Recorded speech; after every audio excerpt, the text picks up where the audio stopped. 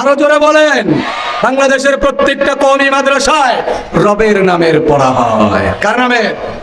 জোরে বলেন, কার নামের পড়া হয়? জোরে বলেন, কার নামের পড়া? ইকরা বিসমি রাব্বিকাল্লাযী খালাক, ওই রবের নামে পড়া হয় যে রব সব কিছুকে সৃষ্টি করেছেন। যালিকুমুল্লাহু রাব্বুকুম খালিকু কুল্লি শাই, উনি তোমাদের রব, যিনি খালেক, সৃষ্টিকর্তা, কুল্লি শাই, সব বস্তু, সব বিষয়, সব জিনিসের, সব কিছুর সৃষ্টিকর্তাকে। জোরে বলেন কে? এই কওমি মাদ্রাসাগুলো বাংলাদেশে থাকবে, এটা আপনারা কারা কারা চান? হাত তোলেন। নারায়ে তাকবীর। আর একটু আস্তে কর, আর একটু আস্তে কর। নারায়ে তাকবীর, নারায়ে তাকবীর। বাংলাদেশ কওমি মাদ্রাসা জিন্দাবাদ, জিন্দাবাদ। এই মাদ্রাসাগুলোতে রবের নামে পড়া হয়। আপনারা বলবেন আরো মাদ্রাসাও আছে, ওগুলোও পড়া হয় কিনা? হয়, সেগুলোতেও পড়া হয়, ওখানেও রবের নামের পড়া আছে, কিন্তু বাস্তবায়ন কম। কি কম? কথা কয়েন না, বাস্তবায়ন কম। কথাগুলো মানুষ শুনে দেয়, বাস্তবায়ন কম নাকি? বাস্তবায়ন কম। এই জন্য এই কওমি মাদ্রাসার উদ্যোগে আজকে সিরাত মাহফিলের আয়োজন। এইরকম সিরাত মাহফিল এই প্রচন্ড গরমের মধ্যে, তাপদাহের মধ্যে আপনার বসে কষ্ট পাইতেছেন? হ্যাঁ, কি কন? আপনার ঠান্ডা লাগতেছে না গরম লাগতেছে? ঠান্ডা লাগতেছে, আলহামদুলিল্লাহ, আলহামদুলিল্লাহ। আল্লাহ যে অবস্থাতে রাখে অবস্থা, আল্লাহ যা করে তা কল্যাণের জন্য করে। আল্লাহ যা করেন তাই কি করেন? কল্যাণের জন্য করেন। আল্লাহ যদি শীত দেন তাও কল্যাণ, আল্লাহ গরম দিলেও কল্যাণ, আল্লাহ শাস্তি দিলেও কল্যাণ, আল্লাহ পুরস্কার দিলেও কল্যাণ। কথা বলেন ঠিক কিনা?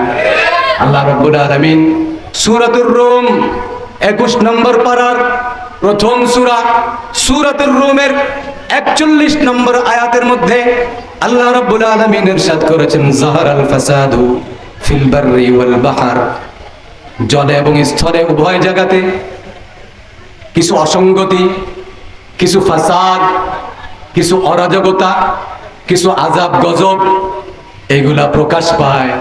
কি কারণে? আল্লাহ বলেন, বিমা কাসাবাত আইদিন নাস, মানুষের কৃতকর্মের কারণে। কার কারণে? আমার আপনার কৃতকর্মের কারণে জলস্থলে অসঙ্গতি হয়, জলস্থলে ফাসাদ হয়, জলস্থলের আযাব গজব আসে। আমার এবং আপনার অসঙ্গতির কারণে, অন্যায়ের কারণে, অপরাধের কারণে, মানুষের অপরাধের কারণে জলস্থলে অর্থাৎ পৃথিবী জুড়ে যে অসঙ্গতি, যে অরাজকতা এবং যে আযাব গজব, এগুলা প্রকাশ পায় আমার আপনার কৃতকর্মের কারণে। কথা বলেন ঠিক না বেঠিক? জোরে বলেন ঠিক না বেঠিক?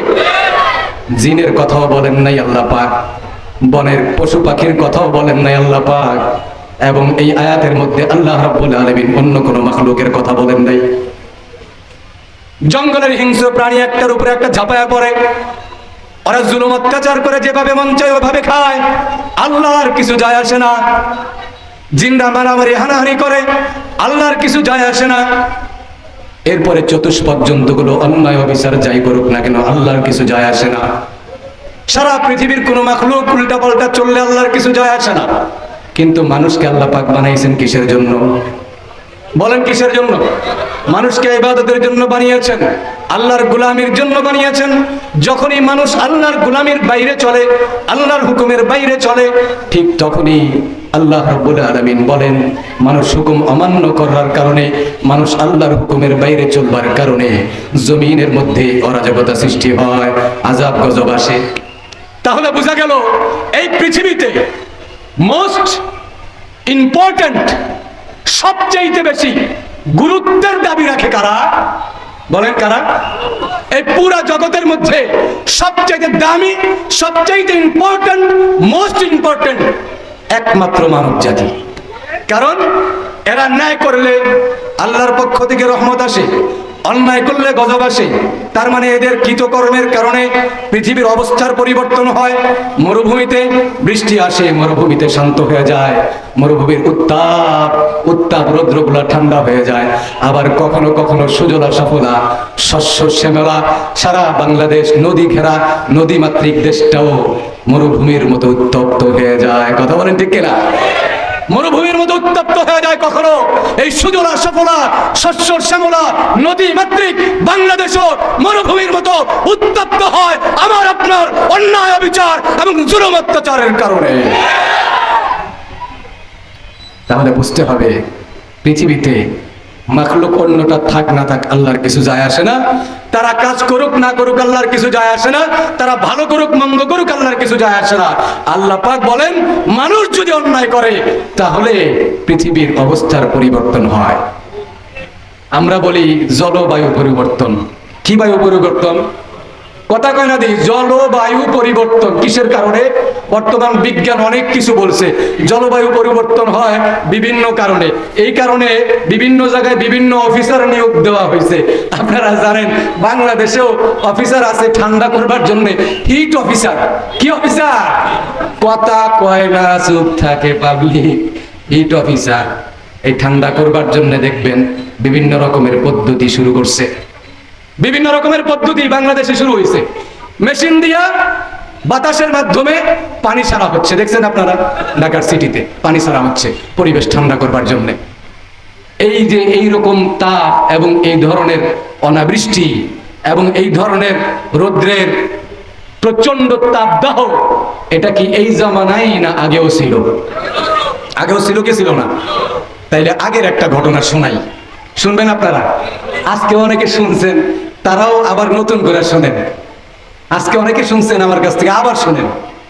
এই পরিস্থিতি আগেও ছিল, 1400 বছর আগে হযরত ওমর ইবনে খাত্তাব রাদিয়াল্লাহু তাআলা আনহুর জামানায়ও ছিল এবং মুহাম্মদুর রাসূলুল্লাহ সাল্লাল্লাহু আলাইহি ওয়াসাল্লামের জামানায়ও ছিল। তখন কি হিট অফিসার নিয়োগ দিয়েছে না কোন পদ্ধতিতে এই পরিবেশকে উত্তাপকে এই তাপদাহকে ঠান্ডা করা হয়েছে? ওইখানে আমাদের জন্য আদর্শ। কোথায়? 1400 বছর আগে আল্লাহর নবীর আমলের মধ্যে, তার জিন্দেগীর মধ্যে আমাদের জন্য আদর্শ। আল্লাহর নবী কোনো হিট অফিসার নিয়োগ দেন নাই। আল্লাহর নবী কি করেছেন? তাপদাহের মধ্যে আল্লাহর নবী অনাবৃষ্টির মধ্যে সাহাবে একরামকে সঙ্গে নিয়ে খালি মাঠে খোলা ময়দানে চলে গেলেন, চাদরকে উল্টে পড়লেন, পড়বার পরে 2 রাকাত সালাতুল ইস্তিসকা নামাজ পড়লেন, লম্বা খুতবা দিলেন, দোয়া করলেন, আল্লাহুম্মা আগিসনা গাইসাম মুগীসা। হাত উঠাইছেন, হাত মুছতে মুছতে মুছার আগে, দোয়া শেষ করবার আগে আল্লাহর পক্ষ থেকে রহমতের মুষলধারে বৃষ্টিতে মদিনা প্লাবিত হয়ে গেছে। বলেন সুবহানাল্লাহ। জমিনটা ঠান্ডা হয়ে গেছে। এর দীর্ঘদিন পরের কথা, আল্লাহর নবীর ইন্তেকালের পরে হযরত আবু বকরের জামানা চলছে, উনি খেলাফত কাল শেষ করছেন, ইন্তেকাল করে চলে গেছেন। হযরত ওমরের জামানা চলতেছে, 5-7 বছর পার হয়ে গেছে। মদিনায় আবার দুর্ভিক্ষ শুরু হয়েছে, অনাবৃষ্টির কারণে গাছগুলো শুকায় কাঠ হয়ে গেছে, একটা ফল ধরে না, গাছের পাতা সব ঝরে পড়ে যাচ্ছে। এমন পরিস্থিতি হয়েছে যে পশু পাখির শরীরে পর্যন্ত রক্ত ছিল না। এক গ্রাম্য লোক, গ্রাম্য এক সাহাবী, এক মুসলিম, একজন সাধারণ জনতা, একটা সাধারণ মানুষ, একজন মূর্খ মানুষ, সে নিজের পশু জবাই করতে গেছে। ছাগল, কি ছাগল জবাই করতে গেছে। বিসমিল্লাহ আল্লাহু আকবার বলে পোজ দিছে। প্রথম পোজ দেখে রক্ত নাই, দ্বিতীয় পোজ দিছে রক্ত নাই, তৃতীয় পোজ দিছে রক্ত নাই। জবাই শেষ হয়ে গেছে, এক ফোঁটা রক্ত শরীরের মধ্যে নাই। এই দেখা উনি চিৎকার করে কেঁদে দিছেন এবং বলছেন, ওয়া মুহাম্মাদা, হায় আমাদের নবী, হায় যদি নবী থাকতেন, আজকে যদি নবী থাকতেন, আজকে এই দৃশ্য দেখতে হতো না। ওনার উদ্দেশ্য হলো অনাবৃষ্টির কারণে, পানির শুষ্কতার কারণে, পানি শূন্যতার কারণে আজকে ছাগলের রক্ত পর্যন্ত শুকায় গেছে। একটা হাত ছাড়ছিলেন, হাতটা আল্লাহর দরবারে পৌঁছে, আল্লাহ শুনছেন। ওই বেচারা রাত্রিবেলা ঘুমায় রয়েছে। শুনতেছেন কথা? শুনতেছেন তো কথা?